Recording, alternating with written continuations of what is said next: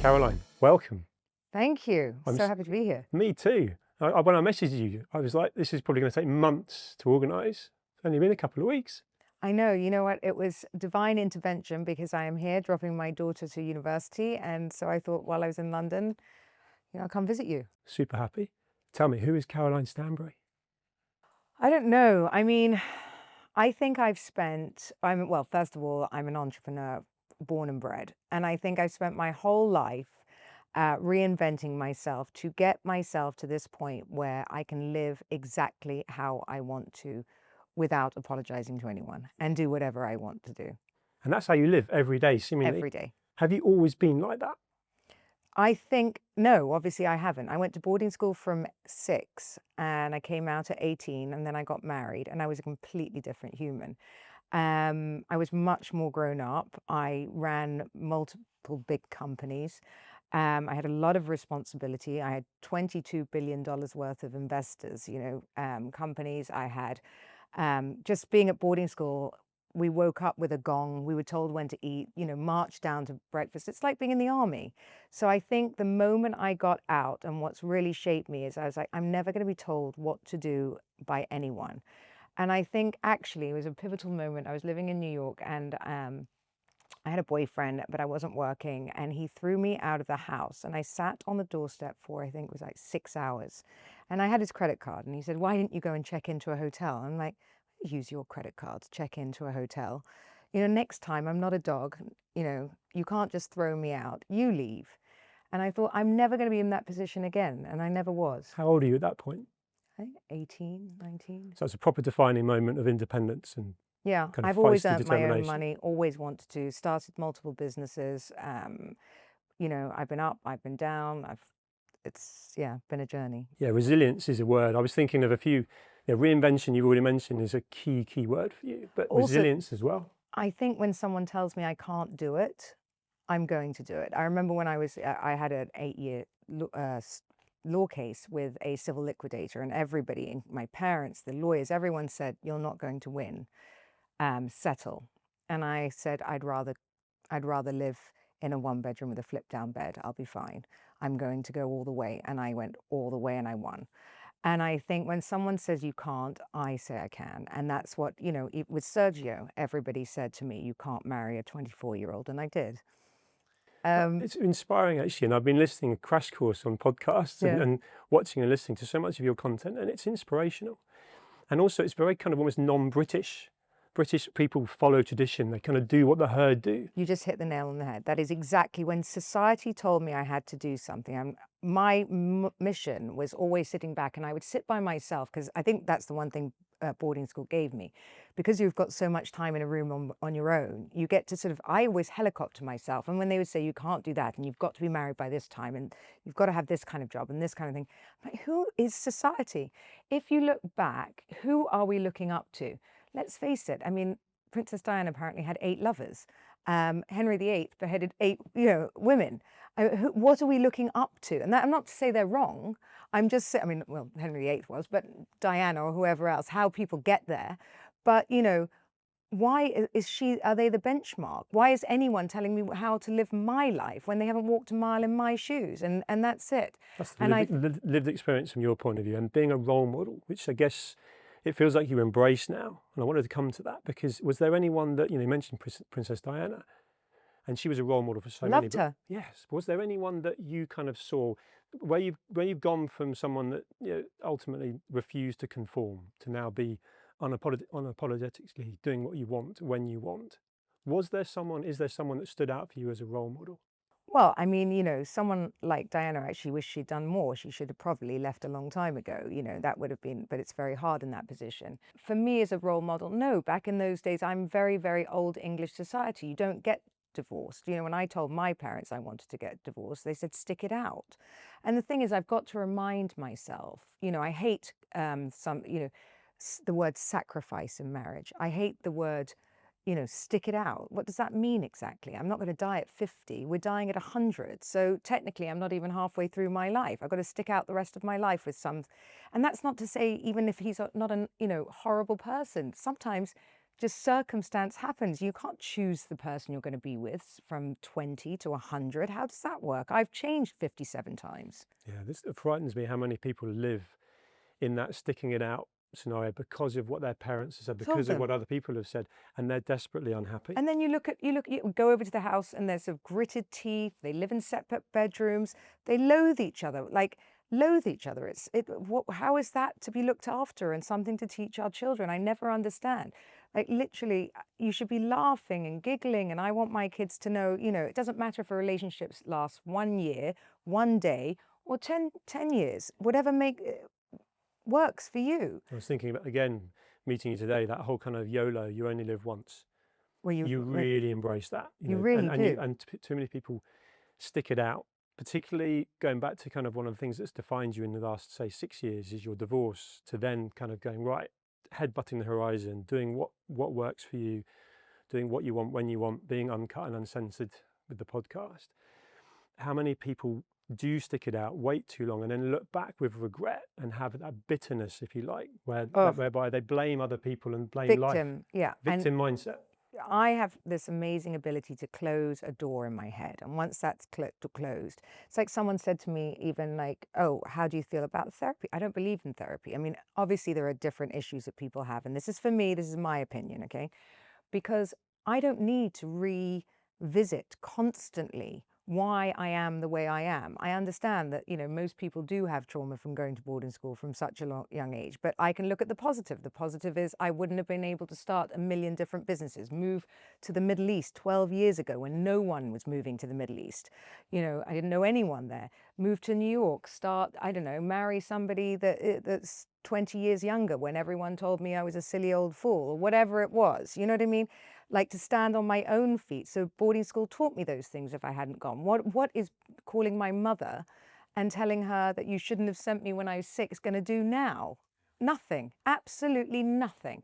I know where it comes from. I know, that it wasn't the best start for me and a lot of other people, but it doesn't change anything. You either sit there and wallow in self-pity or you move forward and make the best of what you've got now. And that, I think, the self-indulgency of being able to sit and sort of go, woe is me, which we have sort of brought upon ourselves, is, some people aren't going to like it, but, I've used it to fuel me, not to sit in a corner. No, I can feel that, almost like the sort of, the things that don't break you make you, and Exactly no pressure, no diamonds, not trying to be sort of cliche, but that, you look like you're thriving. Thriving. You can see it in your eyes. And it looks like, you're fully present, properly alive, whereas we both meet people through business, through personal, where you can see that they are masking, they're hiding from real life. I'd rather have one day where, and by the way, everyone gets the fear. I get scared all the time when we invested in Bali. I've been to Bali once. I'm building a hotel. I've never run a hotel. I don't know what we're doing or how we're doing it, but I don't really care. What's the worst that happens? I sell it. I sell the land. Goodbye. Nothing, absolutely nothing bad happens, but it could be amazing. I love that. And so for you, it's just constantly moving forward, momentum. Yeah. And I read, I think, again in the build-up that you're big on manifestation. Big. I love that. And is that something that's come from making things happen and then having that experience to then sort of draw back on, which I guess becomes confidence? And what I mean by that is a younger version of yourself that hadn't tried, was still unafraid to, and then you learn from your failures, right? Things that don't work, but you didn't die. It didn't finish you. No. And actually you're a stronger version of yourself now. And you normally learn that the worst that we all think about never happens, right? I've very rarely seen the worst happen. And, look, obviously I didn't know that I was what manifestation is. And I always say, it's not a magic wand. We're not all sitting there and living in la la land. But, when I moved to the Middle East and I used to dream about this glass house on the water. Now, mind you, I live in the desert. I have a glass house now on a river. Okay, it's not the sea, but I'm on the river in the desert. I don't know how that happened. After winning my court case, after having, I think those times, I had $25,000 left to my name across anything. And just like, and didn't matter how much money I was earning because the lawyers were taking it. So then I didn't want to work. And now I'm more successful today than I've ever been. And it's only growing. And the thing is, because I've got absolute confidence when everyone told me I wouldn't win and I won. And actually, if you read the deposition, because it is online, everyone, if anyone's interested, you can read it. And she wrote at the end, you should never have been here. You should never have been here. And I'm sorry you ever went through this. The judge took the time to write that and make sure everyone saw it. So, it was very difficult. But again, I wouldn't be where I am today had I not gone through that and had I not stuck to my guns, because I almost settled.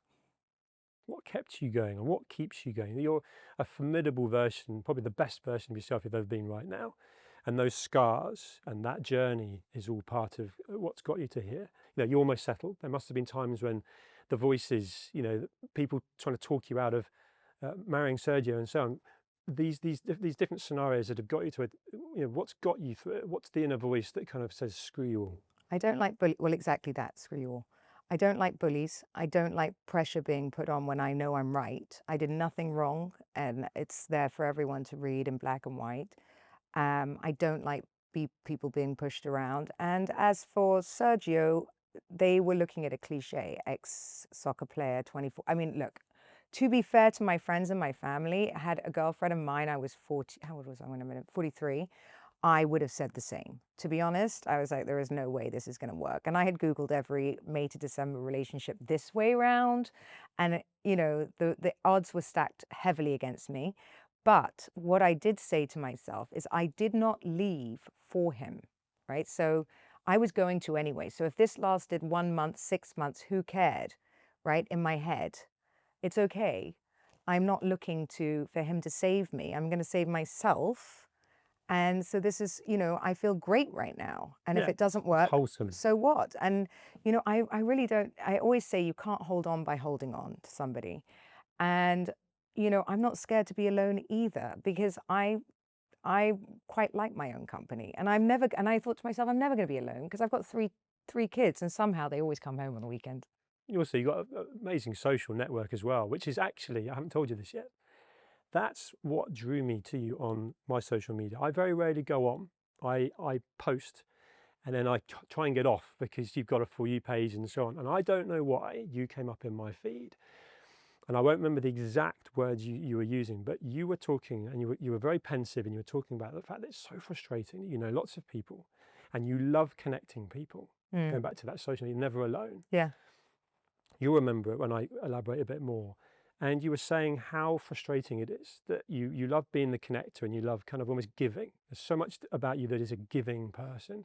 And it's so frustrating when people either don't reciprocate, not because you expect it, but they don't reciprocate or they don't even acknowledge it down the line. Very, very common. I have that. Yeah. And I love, and it won't stop. And I think you're the same. But I just, that's why I messaged you. Because they like to take it, people sort of forget when they get ahead.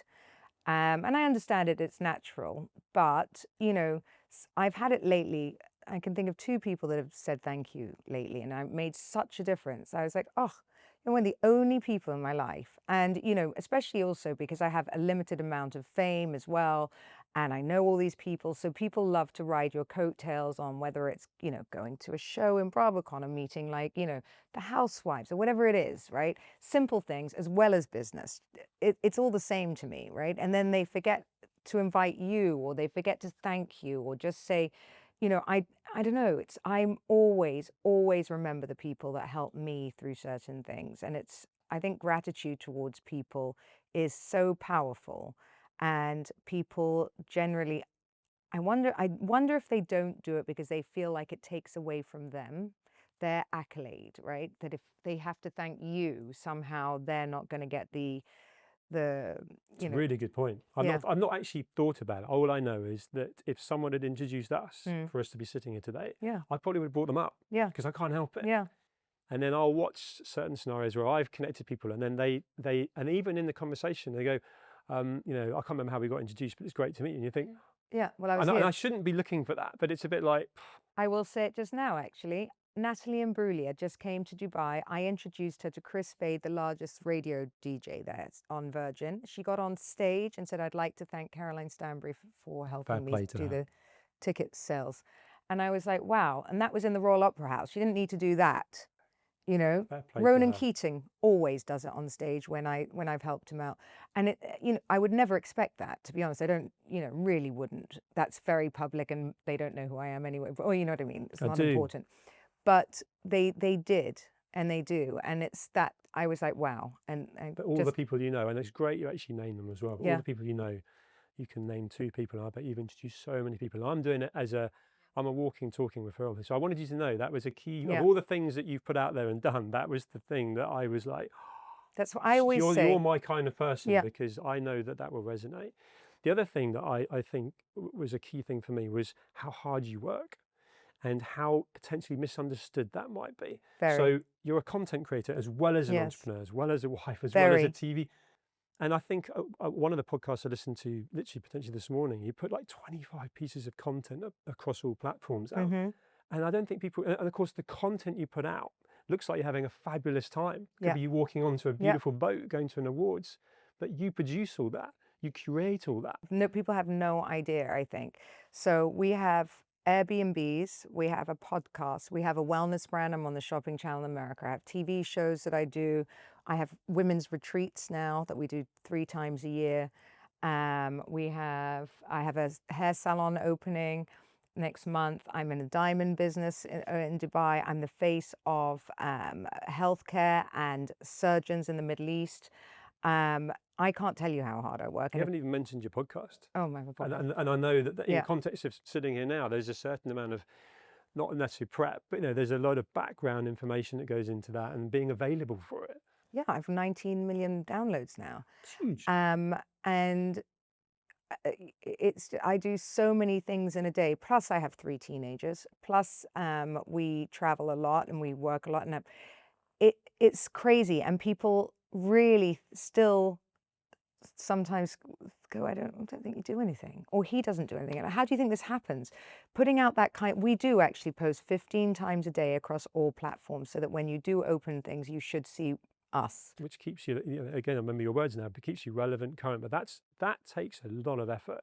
And there's a lot of creativity going on. You guys are creating that. You're thinking. You'll be having dinner and saying, we should put this out. We should do that. Teams of people now, creating all the brands, all the, just standing on the Shopping Channel, standing on these things. Everything takes so much work, and I can't believe people still sort of think that I'm just sort of like sitting there counting my money in the bank, doing nothing. It's insane to me. But so there's a little tiny bit of, I'm not going to say bitterness there, but it's an element of like, it sort of makes you very real, where it's like, those people are out there, the judgmental people.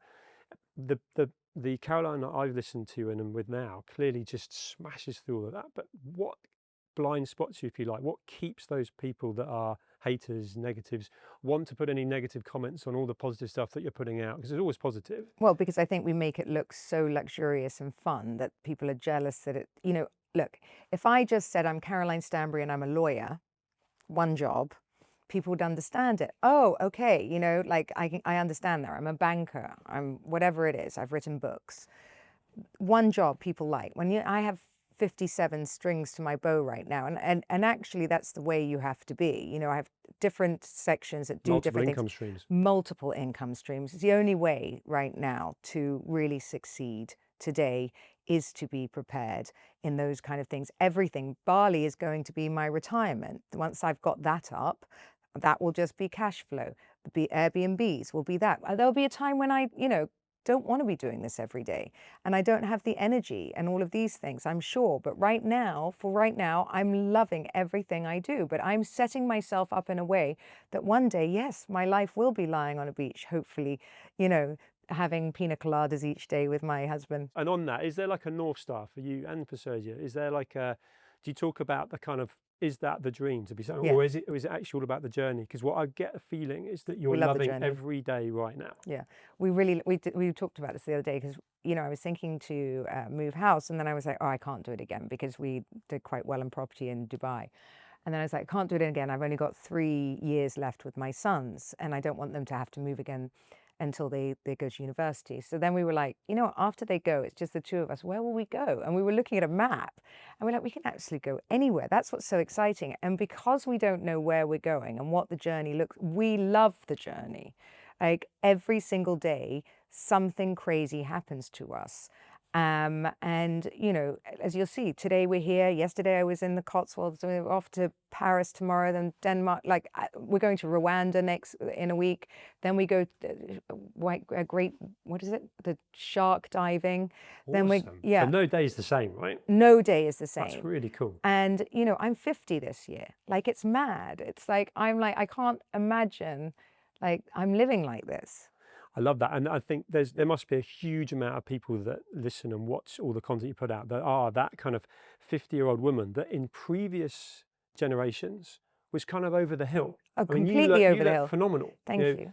There are women in Hollywood now. There are women in all sorts of, certainly in business as well, that seem to be flourishing into their 50s that were almost sort of, you know, traditionally, you know, not sort of celebrated, if you like. I always say you can go to the school gates and you can see a 50-year-old woman and you can see a 50-year-old woman. And there are so many things you can do for yourself. And forget the facelift. You don't want to do a facelift, I understand that. But there are peptides and hormones that make you like, I mean, I have more energy than he does. So, you know, there is no excuse to say that, you know, you can't get up and you're so tired all the time. You can change all of that. You can change, I always say you're one step away from a completely new life. You know, get up and do something for yourself. Change your hormones if they aren't right, because men and women need to change their hormones as they get older, and peptides are everywhere. The other thing that's related to this is being a successful businesswoman. Often, and we know there's countless kind of books and podcasts that talk about that kind of morning routine, get up at 4 a.m, run a marathon. Okay, I'm not doing that. Well, I'm really interested to know, because one, you look fab with it, and there's a mental mindset to you as well, right? Yeah. And I kind of want to know what you do, what works for you, because clearly you're not afraid to try new things all the time. Peptides just been mentioned. 10 years ago you were doing something else, but what is it that's working for you right now? Do you have some kind of a morning routine you swear by? Right. So what we do, first of all, I moved to the sun, and that was the biggest game changer for me. You know, even if you're having a bad day, and that's not to say I always get up and I'm like super happy, but the great thing is, you know, even if I'm grumpy, he's not, and it's, you know, vice versa. So we usually pick each other up. But we're quite happy people. I'm a very positive person, even when the worst is happening. It's, you know, I kind of laugh through life. But as soon as I've opened the curtains, sunlight does it for me. I don't know about anyone else. I stand on my balcony and I see the sun and palm trees. That's all I knew I wanted, and I have it. And that was the biggest change for me. And then I think, you know, I go downstairs, I put music in the house, the whole house, like the whole house. I love it. And we actually, last night we went to bed listening to Calm. I don't know if you've ever heard it. I love that app. Just things like that. Or creating an environment, aren't you? You've created the physical environment where you choose to live. We've and then seen you my put the house. music on. Yeah. It's like a rainbow threw up in it. Yeah, and literally, because color makes me happy. Yeah. Like, you can't be unhappy in that house. It's ridiculous. I mean, I'm never going to be able to sell it because they'd have to meet someone like me. But, like, you know, I don't really care. I come downstairs. I was like, it is impossible to feel unhappy in this house. My dogs look like teddy bears. My tortoise is walking around the house. You know, it's nuts. He lives free. The birds are singing outside. I've created this. I've got a waterfall I built so I could just hear water. I love the sound of water, and I'm on the river. And I don't know, I created everything that I needed to be happy. And then I always think of 3 things that I'm grateful for, even if it's a bad day. I love that. Having just literally 2 days ago got back from Ibiza, and we're coming into September as an Englishman living in England. This is going to be this is the toughest time for me. Lack of vitamin D, no drawing the curtains back and sun shining. It's hard. I'm finding it very difficult here already. Just the, you know, there was a woman at the hotel I'm staying in this morning that said she'd just been punched outside the hotel. You know, I don't want to rush around and not be able to. Dubai, I can take my things that I've earned and not feel bad about wearing them, and, you know, scared to wear them or scared to put on a nice jacket. You feel like everybody's beeping, everybody wants to get somewhere, nobody wants to say hello to you. And that's just, I'm not used to that anymore. Another thing that I mentioned, that sort of very un-British thing, is in any way kind of talking about what we have. You seem to do it in a really eloquent way, in a really kind of, I'm not showing off, it's just who I am. And I'm quite happy to say I bought another Hermes bag and so on. And yet, particularly sort of an English person typically doesn't want to talk about that and shout about it. But I like the way you get away with that, and you've incorporated that into your personal brand, if you like. Because I grew up in a world where, if you were wealthy, you had these big stately homes, country piles, and then you're all meant to wear Marks and Spencers and share your bathtub with the entire family and switch off the lights. And now I live in a way that was something else I hate. Turn off the lights. We all grew up conforming to wear jigsaws, you remember, and all of that kind of stuff. Barber. And so everyone's had a uniform. In Dubai, okay, I used to find it very flashy, and it is flashy, but and obviously there is a darker side, as in I don't like all the crypto and things like this and those kind of people, but I feel like I've earned my stripes. If I want to wear a Birkin bag and that's my thing, I'll wear it. My kids are beautifully, educated. My home is happy. I'm not doing it at the expense of anyone else. If, I feel like it makes me happy, I deserve it. And, if I'm happy, everyone else around me is happy. It's a good vibe. There's a really positive vibe off you and Sergio.